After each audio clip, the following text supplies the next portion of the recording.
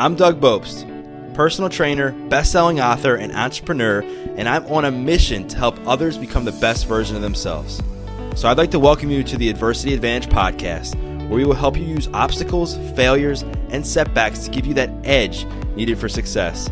I'll be interviewing people from all walks of life on how they overcame trials and turned them into triumphs. So please, sit back, relax, and get ready to be absolutely blown away by some of the wisdom and stories you're about to hear. One. Anthony, welcome to the podcast. Thank you, Doug. I appreciate you having me on.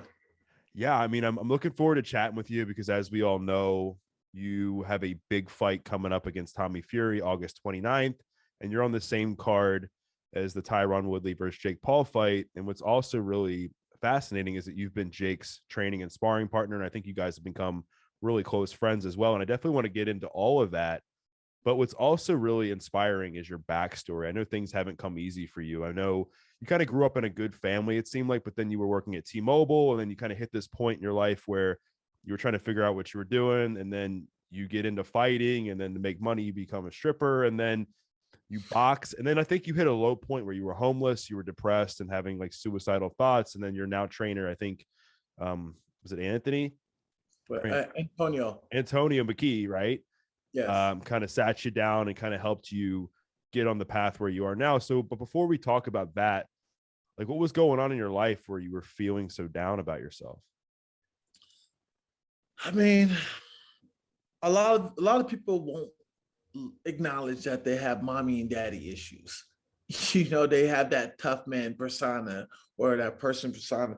You know, I grew up having mommy and daddy issues. You know, I never had a father really show me the ropes, how to become a man, how to take blows and get up. You know, I never had that in my life. My mom was there present, but she wasn't physically there, you know. And as a young kid, you know, I have a lot of brothers and sisters. You definitely want to have that parent support, especially in sports, you know, especially in school. Like, I love my mom to death, but she wasn't really physically there in my life. And, you know, growing up, you know, I never really got arrested. You know, I was a good kid. I grew up in Alameda, California. It's a small city. And, you know, I had good friends, but, you know, growing up with friends, I learned I had to teach myself how to be a man.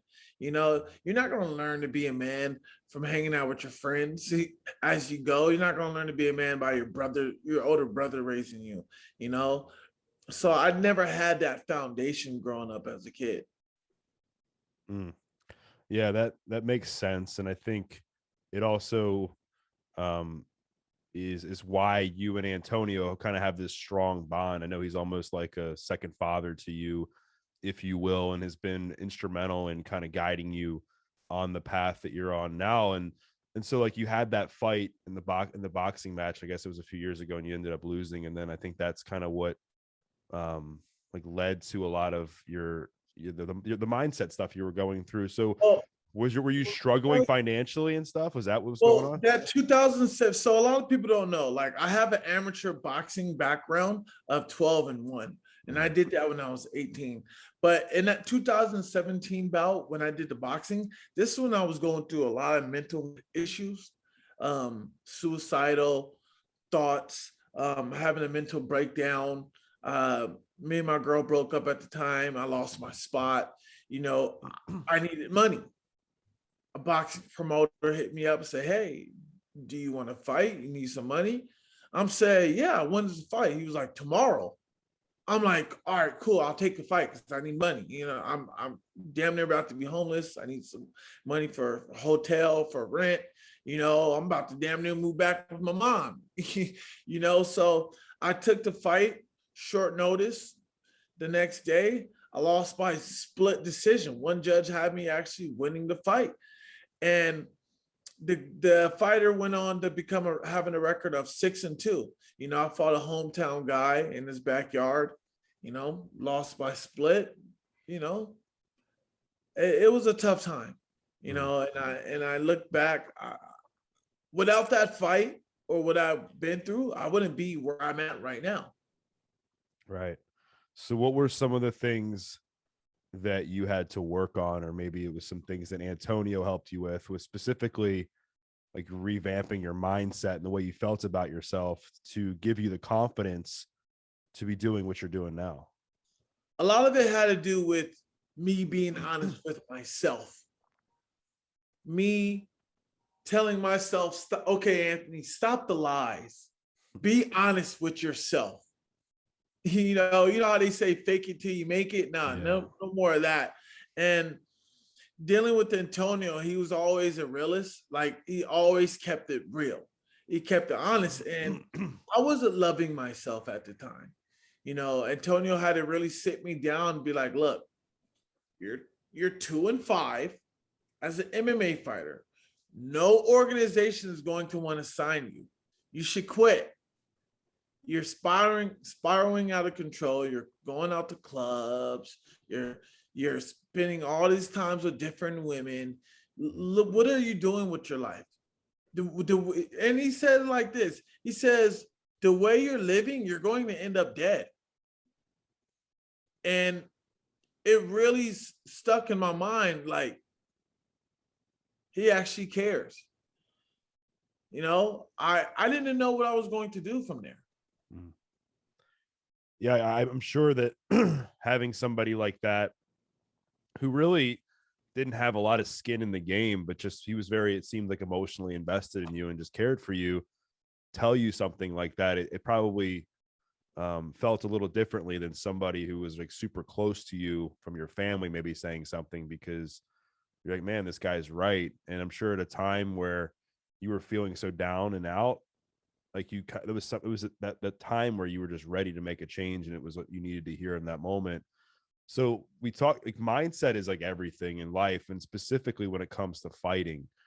So was there any like tools that you really used to transition yourself from being the guy that you said you were like 2-5 and you were like in a really tough spot mentally and emotionally, to give you that belief in yourself to want to fight again? The mindset of having that, you know, when I was in that relationship, she manipulated me by breaking me down. You know, I lost the passion and ill will to fight, you know, but having that mindset as a fighter, wanting to go, even when you have a record of 2-5, it's difficult, because now you got to revamp your whole career, your whole strategy, and your game plan. I knew what I needed to work on. It was, hey, stop going on dates with all these girls, stop going out to clubs, and stop eating out. Those were my biggest demons. You know, women were my biggest demons at the time. So I had to stop that. And Antonio was like, look, if you don't straighten yourself out, don't come back. I'm not going to waste my time with you.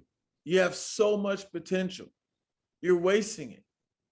And hearing him say that, it just changed me on a different course. My mindset became stronger. I started taking jiu-jitsu classes at Darcy O'Leary Jiu-Jitsu. I started coming in more, even though I didn't want to come to training more than twice a week. We trained 4 days a week. I started going 4 days a week. I started getting better.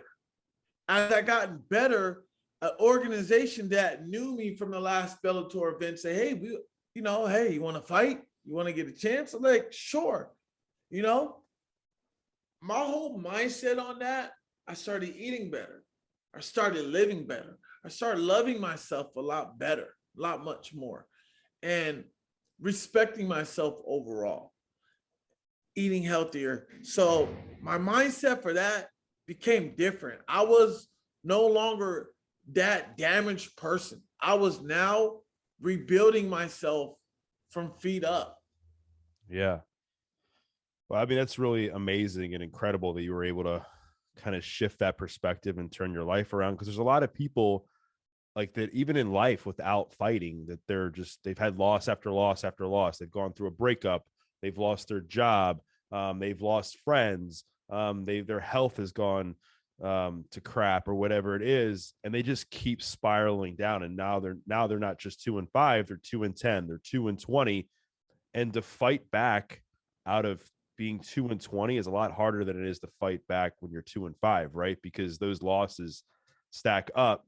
And I think when you started winning, the wins probably stacked up too, and it improved the way you felt about yourself. It improved your confidence with everything that you were going on. So I want to kind of to fast forward a little bit, because you've won 5 fights in a row and you're fighting Tommy Fury here on the 29th. But the other interesting storyline is you somehow have you partnered with Jake Paul to kind of help prepare him to fight Tyron Woodley. So how did this all come about? Because it's pretty random. I'm gonna try to get detailed as much as possible. So back in 2020, this is when KSI fought Logan Paul and Addison Gibb fought Jake Paul. I'm like, hey, I'll fight you guys. I'm like, don't fight me. So I was manifesting it for a year. So then all of a sudden, I knew this guy who worked at MMA Island.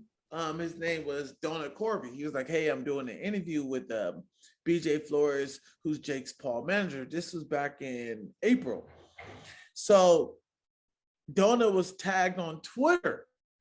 It was Donut and BJ Flores was tagged on Twitter, and they were talking about Jake Paul in the comment section. I get on Twitter, me being a Twitter troll that I am. I said, Jake Paul dodging me. Tell him to come fight me. He's running. BJ Flores, who's his head coach, messages me, say, hey, if you want to fight Jake, come to Miami. Come on to Miami. I'm like, you serious? He was like, come on to Miami if you want to fight Jake. Spar him 4 to 5 rounds. I said, cool. I was like, when you want me there? He's like, come next week. I'm like, all right, cool. I come next week, book my ticket, I go to Miami. It's like the week before his fight, like 2 weeks before his fight. They like, yo, you here? I'm thinking to myself, man, these guys about to jump me, beat me up, like they did Rick James on his couch off Dave Chappelle's show. Yeah. So I go there. We spar about 4 or 5 rounds. I have Luis Pena with me and Charlie Decker. He was there. Man, we and Jake go to war. I didn't think of the mindset of, oh, he's a YouTuber. Because you step in that ring with me, you a fighter. I didn't care who you was. So we fight. Bygones, we go our separate ways. The next couple of days, me and Jake are having Twitter wars, Twitter beefs, is what it is. So after the Ben Askren fight, that dies down. So, everybody's saying Jake beat me up. Everybody's saying I beat Jake up. It didn't matter. It was sparring. They didn't have sparring videos. So I'm in camp getting ready for July 3rd fight for Germany, because I'm supposed to fight an MMA fight in Germany. BJ Flores hits me up in June. He says, pretty boy, you ready for some more sparring? 4 to 5 weeks, Puerto Rico. I'm like, with who? He's like, Jake Paul. You're going to help him get ready for the Tyron Woodley fight. I'm like, thinking to myself, let's go. I'm like, cool. He's like, we're going to pay you good money. I said, all right, great. When do you guys want me to fly out? He said, Sunday. I'm like, next Sunday, right? No, this Sunday. I'm like, oh, that's 3 days from now. I'm like, okay, cool. So I pack all my stuff. I go there. I end up having to cancel my MMA fight because I knew the potential of, okay, I'm making more money being there, So I'm there for the first 2 weeks. Me and Jake sparring, we going at it. And they looking at it like, whoa, okay, he's in shape. He looks good while he's in shape. I was supposed to fight again August 1st, but I canceled that fight because Jake and them was like, hey, congratulations. I'm like, what's going on? And people was like, Jake wants you to stay the whole camp. I'm like, seriously? He's like, yeah. They like you. They like what they see in you. And they want you to stay the whole camp. So I'm building a relationship with the coaches, his team, and everything. And, I tell people this straight up. I got paid more money being a sparring partner than I did my whole MMA career. Wow.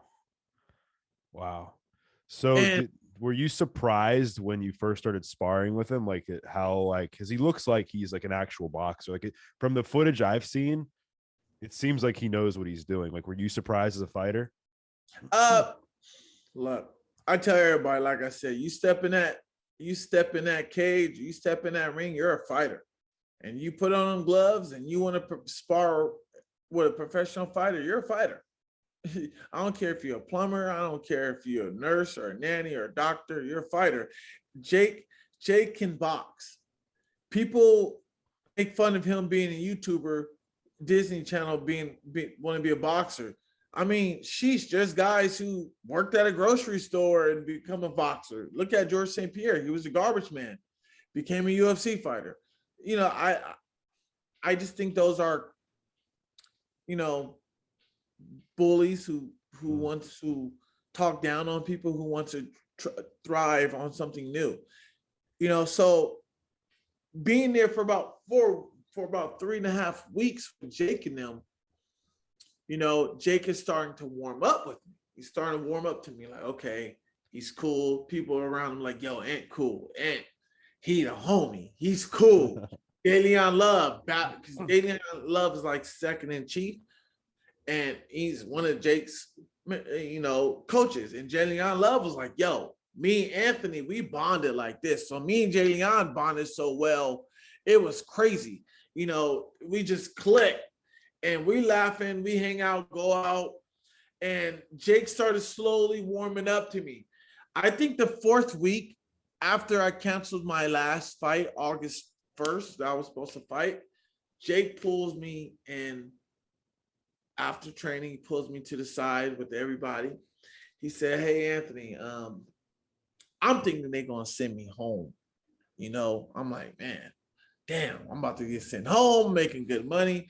So he's like, hey, Anthony, you know, we appreciate you for what you've done for us. You sacrificed things, you know, especially your fights. You didn't have to, but you did. But I definitely want to give you an opportunity. I'm like, okay, you know, I'm like, all right. He's like, have you heard of Tommy Fury? I'm like, yeah, of course. That's the guy who's been trying to fight you. I've been trying to fight him too. He's like, look, me and my team talk, and I want you to fight Tommy Fury on the undercard of the day I fight.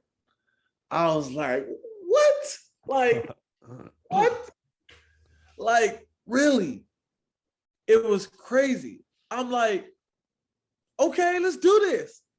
Like, Doug, I manifested it that day.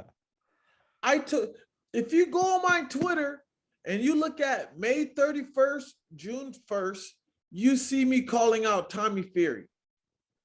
Now, why Tommy? What was it about Tommy Fury? I mean, I know he's a professional boxer, I think, over in the UK, and he was on Love Island, but was there some beef with him, or you just were trying to fight him for some other reason? I'm like, hey, I got to spar. Look, I manifested that I was going to fight Jake last year and earlier this year. I'm like, hey, I'm about to fight Jake. I don't know how I'm going to do it, but we're going to fight. But we fight and sparring, obviously, now. And I manifested that. I'm like, Tommy Fury wants to fight Jake. Tommy Fury's not tough. So I'm just calling out Tommy Fury. I'm like, hey, I'll fight you. You're not tough. Come fight me, MMA fighter, 7-5, 5-fight win streak, on-1 boxing. Come fight me. All of a sudden, I'm fighting Tommy Fury because I manifested it. I put myself in a position because I worked hard to get where I had to do. I want to piggyback on that because there's a lot of people that they see people like yourself, Jake, Logan, you know, people who are like really going after what they want, doing like the unthinkable. Right? Like if you said like 5-10 years ago, like Logan Paul is going to be fighting Floyd Mayweather, people will be like, there's no way that's going to happen. Right, just like 5 years ago, Jake Paul is going to be fighting Tyron Woodley. 5 years ago, you know, Anthony Taylor is going to be, you know, boxing against Tommy Fury. So what's some advice you have for some people that are maybe in a spot where they know what they want to go after and they know what they want to do, but they don't have the courage, they're nervous, they're like, are people going to make fun of me? Like, do you have any advice for them? Yeah, absolutely. You write those goals down, write them down, manifest them. If you want to be a millionaire, you know what it takes to be a millionaire. You got to sacrifice and work hard. By having those goals, you need to have them to be attainable. Mini goals. That's why we call them mini goals. What do you want to achieve? Okay, I want to hit the gym 4 days a week. You know, if I want to hit my goals to lose weight, you know, when you're dealing with the fight game or any other game you want to play, those mini goals and manifesting those goals, working hard will take you there. Because at the end of pain is success. Right. And I knew somehow I was going to be a star. I just knew it was going to take a lot of sacrificing and a lot of hard work to get there. I see it with my teammate, AJ McKee. This man was talking about he was going to be the Bellator champ. And we were amateurs together. Now he's 18-0, the 145 champion for Bellator MMA. And he's manifested it. It's there. When you work hard and you're not cutting corners and you want something, you'll get it. God is not saying, hey, you walk outside, there's a doctoral degree on my doorstep. Oh, thanks, God. I'm a doctor now. No, God's like, yo, work hard. I'll put you in a position where you can attain and earn that degree by going to school. Right. Yeah. I mean, there's a lot of people that just sit on their couch and they're like, oh, I'm just going to pray or I'm going to manifest and something's going to show up my door. And it's just not the way it works. Like sure, like things are going to come to you a little bit more easily if you pray and have faith, but you have to take the action that requires. You got to put yourself out there and be willing to take the hits, be willing to fall down and get back up. And that's essentially like how life is. It doesn't matter if you're a fighter, it doesn't matter if you're a plumber, it doesn't matter if you're a nurse, it doesn't matter if you're on Wall Street, like life's going to hit you. And speaking of getting hit, so like what's it been like how do you guys train as far as is it like 2 hours a day? Like how does that look, like you and Jake? Well, training with Jake is like we'll train. Jake will train 6 days a week, 3 times a day. So his growth on boxing, on having knowledge of boxing, is twice. Is how I put it. His experience is double. Because say if you wanted to do boxing, like, hey, I want to do boxing. You've been doing it for 3 years, but you go to boxing twice a week for an hour. Opposed to a guy like Jake who's been doing it for 3 years and he goes 6 days a week, 3 times a day, an hour and a half a day. That right there is equivalent of almost 6.5, 7 years, because not that he's going 2 days a week, but he's going 6 days a week and he's doing everything necessary to get better. So outside of just sparring together, do you guys like work out together? Do you guys like meal prep together? Or is it just solely like fighting? Well, meal prep, that's something he has a chef. I met him, really good guy. We call him Chef B. I mean, Jake's been so open with me, like he's opened his home to me. He invited me over for dinner. You know, I got to meet his mom. Like Jake's been family. He's been treating me like family.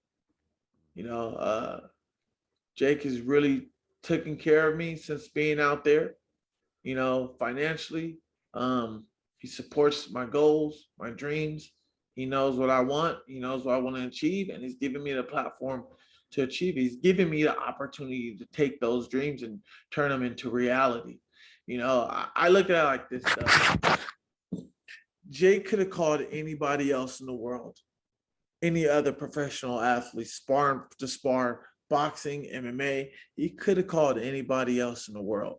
The guy is one of the most popular names in combat sports. And he chose me. You know, he chose me to be his main sparring partner. He chose me to be that guy that fight Tommy Fury that everybody's talking about. I manifested this. And my manifest is small, but it can get bigger. You know, yeah. Fighting, I tell people, hey, fighting is my career. You know, my passion is acting. And it's just a So, message for people that are like down and out right now too, that you can get to where you want to be in life in time, with hard work, with discipline. I mean, it's not like last month or 3 months ago or 6 months ago, you were, homeless or facing being homeless and having all these suicidal thoughts and depressed.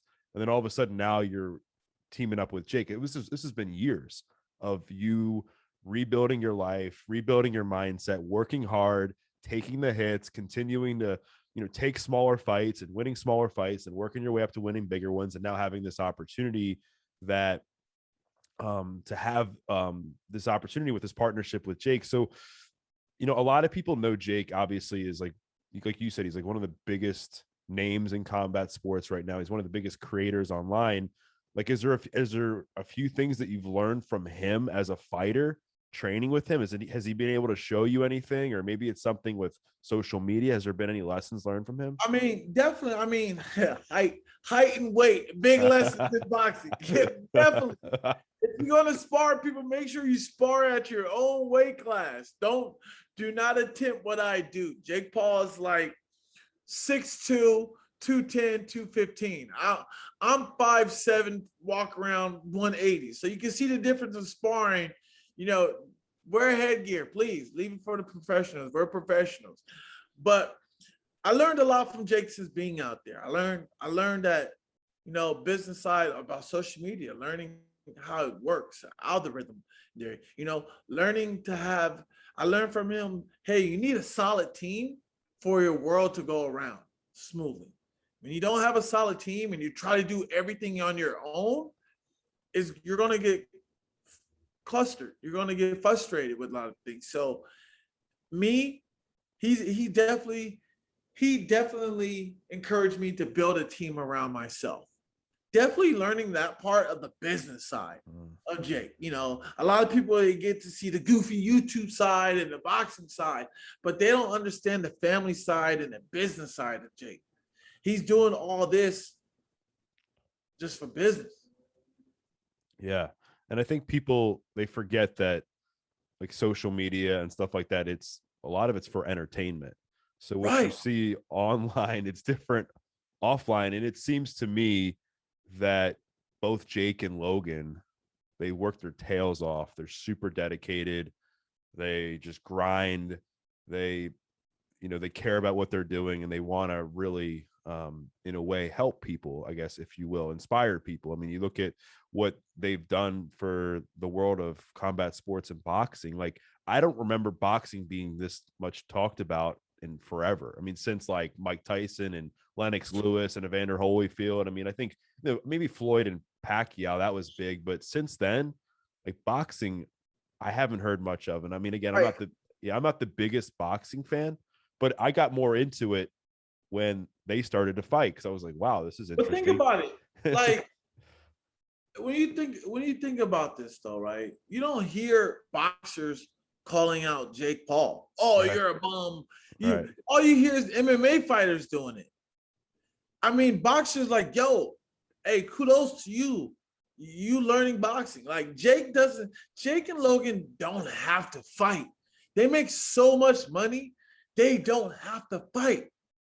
It's their choice that they want to take up something very difficult. Right. They're risking their lives training and sparring and fighting professionally. Right. They wanted to do something new with their life. Right. And they're doing it. And a lot of people just have a hard time at what they're doing, and they're succeeding. I tell people, look, it's not their fault that they built their followings from YouTube, having 20 million subscribers, and then bringing those subscribers to boxing. Hey guys, I'm going to boxing. Support me. Okay, cool. Those 20 million viewers and buyers are going to buy their pay-per-view. He gets his money. You can't be mad at that because they built their foundation. If you want to be where they're at, build your own foundation, build your following, your fan base, and then try something different. Or go into MMA or in boxing and see how much money you make. Right. They say you'll rarely hear somebody who's more successful than you, like talking down to you or leaving like hateful or negative comments. Right. So that's so true. Is they like, hey, I'm gonna bring you on my level. Right.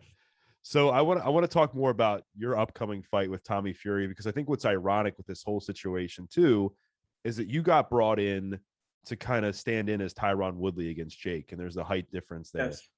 And how it all plays out is now Jake, in a way, has helped you train for Tommy Fury, because Tommy Fury has some height on you and is, got that boxing experience as well. So like, what is your mindset going into this fight? Because like you said, you are like kind of the underdog. This is like a massive opportunity for you. So how have you been optimizing your mindset to not let your like negative thoughts take over and that sort of thing? My mindset on fighting changed a long time ago, especially with MMA. It will break you down. You have to humble yourself. In boxing, there's a lot of pride in boxing. MMA taught me how to don't have pride. Have pride, but stay humble in the sport. Training with Jake, it really helped me physically, because I was able to get in close on to Jake, and it taught me what can I do, what not to do. So training for the Tommy Fury fight and the mindset of that fight, I'm so relaxed. Like, I'm like, yo, I tell myself, like, yo, Ant, you so goddamn relaxed right now. Like, pretty confident. Like, I'm confident I'm gonna beat this guy. He hasn't fought nobody like me. And I've sparred and trained with people who are a lot more scarier than that guy. The only reason why he's this big favorite is because his last name is Fury and he's only 5 inches taller. People are forgetting, hey, I fight at 155 in MMA in 4-ounce gloves. Everybody I fight at 155 are 5'11", 6 feet. It's no different. I just don't get, I get it's a difference of sports, but they're underestimating me because they think I don't have the experience of boxing. Right. No, and that makes sense. And I think you're right. Like, his brother is obviously the notable boxer with the last name Fury. And I'm sure that goes into it. And then obviously the size difference. One thing I wanted to ask along those lines is, have you noticed in like your training, the adjustments of like coming from combat sports where you're allowed to grapple, you're allowed to kick, you're allowed to do all these things, so now it's just straight boxing? Have you noticed like a learning curve when it comes to that, or is it kind of still there from back in the day when you were boxing? It's still there back in the days. A lot of people don't know my martial arts background in MMA. So I tell them, hey, I'm a boxer first when I'm in that cage, and I wrestle second. So I'll strike with you, and if you want to go to the ground, then we'll wrestle. So whenever I get ready for a camp, I go to professional boxing gyms and I spar with other fighters. I spar at least 3 times a week at other boxing gyms. And I do my 2 days of grappling with Antonio and everybody at Body Shop. Right. So I'm sparring every week in boxing, because I can't kick. I'm not a kicker. I'm not a Muay Thai kicker. I'm not an American kicker, a kickboxer. I'm not a Dutch kickboxer. I don't kick when I'm in the cage. All I do is box and grapple. So that's what I do. And I spar every single day almost. And we spar in 10-ounce gloves. So I'm used to sparring in 10-ounce gloves, which we're fighting in, which is not a big issue with me. Right. No, and that's enlightening to hear, because I often wondered that when you see some of these MMA fighters come in box, like, okay, like what's the difference? Is the mindset different because you're like, oh, in this situation I'm used to being able to throw a kick, but you only have your arms? And I didn't know if that would get confusing, but it makes sense that you do have that boxing past, that it's probably a lot easier for you to transition. So like, outside of fighting, like, is there anything else you have going on? Like, so let's just say you beat Tommy Fury, which hopefully you do. And then obviously you'll probably move on and box somebody else. But let's just say that you don't, and maybe you still will continue fighting, but is there any other endeavors that you're passionate about, or any other pathways you're going after this? I think win or lose, if I lose this fight, I'll probably go to the UFC. Okay. they've spoken, my manager's spoken, some of the matchmakers from the UFC, they have interest, but the fact I'm fighting on a very high profile card and a fighter that's going to obviously build interest to the MMA fan and UFC to want to sign me. So Right. I feel like I'll go there. If I win this fight, which I know I will, most likely I'm going to stay in boxing, sign with Showtime, and I'll probably end up fighting Tommy again at the Wembley Stadium. Mm. He So might win the match. Who knows? yeah, no, that's awesome. And I'm hoping that you do win, because I think you have a great story, and I love seeing the underdogs kind of pull off things, and I'm just wishing you the best with that fight. And I think just based on your experience and even just training with Jake, I'm sure that's going to really give you a leg up that people might not expect. So let's talk about like fight predictions, because I know you've obviously, seen Jake fight, you've seen Jake box, you've boxed Jake, you've gotten really, really close to him. Like, how do you think that fight's going to go down between him and Woodley? I say it's going to go down two ways of this. And I've been really thinking about it, and I have to really honestly assess what's going on. Me and Tyron has the same striking coach. A lot of people don't know that. Antonio was Tyron's striking coach for 7 years. I've never met Tyron. I've never trained with the guy. Don't know him.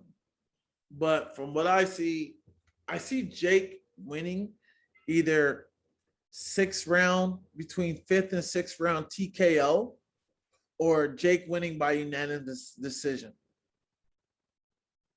Yeah, I hope so. Like I said, I'm a fan. I'm hoping that he pulls it off and he wins. And it's just cool. Like I love anybody who just puts themselves out there and is not afraid to fail, who's not afraid to look like somebody who's different when they go and chase something that they want. Because like you said, like him and Logan, they've been so successful online that in reality, like they don't need to box. They're just doing it because they love the sport. I'm sure it helps them with keeping themselves in shape, or their mindset and everything else. And now it's also giving other people opportunities like yourself to build a bigger name for yourself, not just a bigger name, but a bigger brand. So Right. that now, even if say you win, now you get signed to a company like Showtime, or even if you lose and you get signed to MMA, just because you've had now the opportunity to get on a bigger card. So what about you and Tommy? Like, how do you see that fight going down? Do you see you knocking him out in the first couple rounds? Do you see it going the distance? Like, what are you thinking? That's a tough one. I can say is, if I want the fight to go the first round, I'll let it go out the first round. If I let it go out the second round, I'll let it go out the second round. But honestly, I have myself winning by unanimous decision. Honestly, Tommy's going to be a tough opponent. I'm not going to take nothing from him, but I'm going to destroy him. Now, it all depends on Tommy's cardio. If his cardio is not here, he's going out in the second round. But I tell you this, Doug, I'm going to do everything in my power to go all out and knock him out in the first round. If I can't do that, I'm going to go all out in the second round to try to knock him out. If I can't do it in the second, I'm going to go all out in the third. I'm ready to go to war. I'm ready to die for this.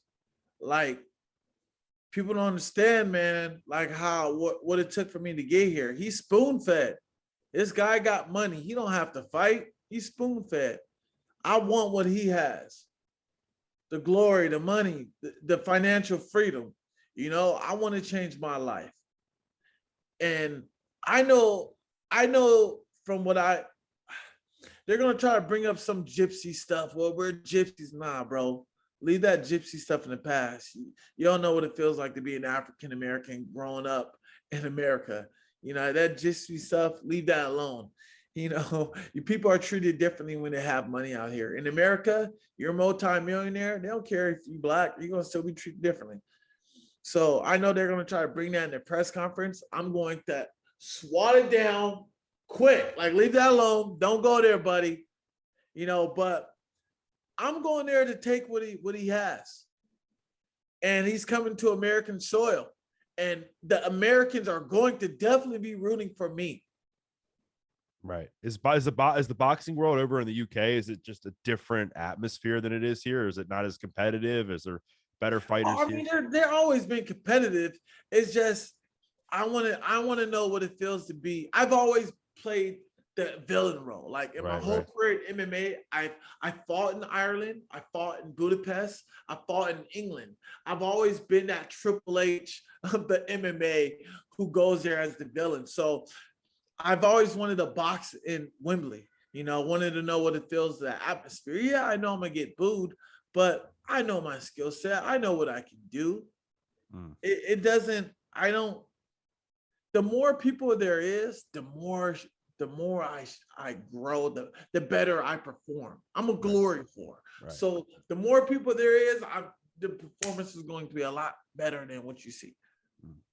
So there's 4 fights on the card, right? So are you right before Paul Woodley, or are you earlier on in the night? I'm the very first fight. You order that Showtime pay-per-view. You see, oh, here comes the most extravagant walkout of history of boxing.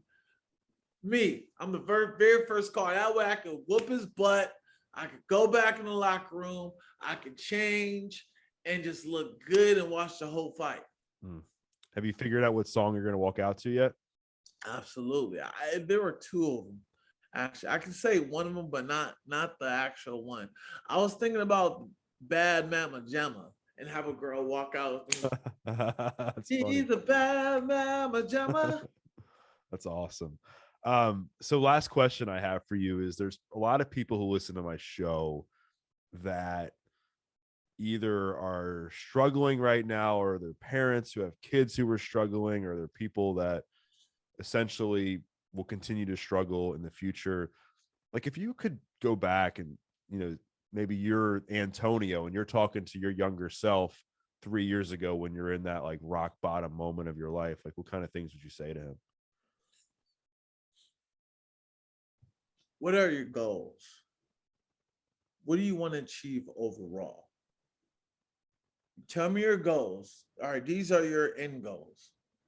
Okay, let's write down what we need to achieve, smaller goals, what we need to do so we can get to those end goals. Taking your time. You guys have to take your time. Don't rush it. Because when you rush it, your product's not going to come out as good when you rush things. Take your time, understand what you're doing, understand what you're going to have to sacrifice to get where you want to go. And it's okay to feel embarrassed. It's okay to fail, because without fail, there's no success. You're never going to learn if you never fail. Learn from other mistakes, not yours. Boom. Love it, man. Love it. So I'm sure people are going to want to connect with you. They're going to want to follow you. They're going to want to just see what you have going on, either, during the fight and even after the fight. So where can people find out more about you? Oh, definitely Instagram, Anthony_pretty boy, just regular boy. Twitter, Anthony_for real.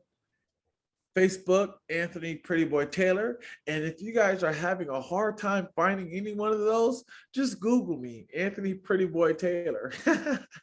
Just Google you, or just watch you August 29th, first Tommy Fury, the undercard on the Jake Paul versus Tyron Woodley fight in Cleveland, Ohio. It's going to be awesome. There's going to be millions upon millions of people watching it. So Anthony, thank you so much for coming on. And I will make sure to plug all your stuff in the show notes so people can give you a follow. And for those listening, what I want you to do, just like I try to recommend with every episode, is share like a takeaway from this episode, and tag Anthony, tag myself. Maybe it was something he said about his journey or how he rebuilt his mindset. Maybe it was something about his training or boxing, whatever it was. Just tag him, tag myself. We'd love to hear your feedback. And we once again thank you for listening to this episode of The Adversity Advantage. I'm your host, Doug Bopst. We'll see you next time. Thank you, Doug. I appreciate you again.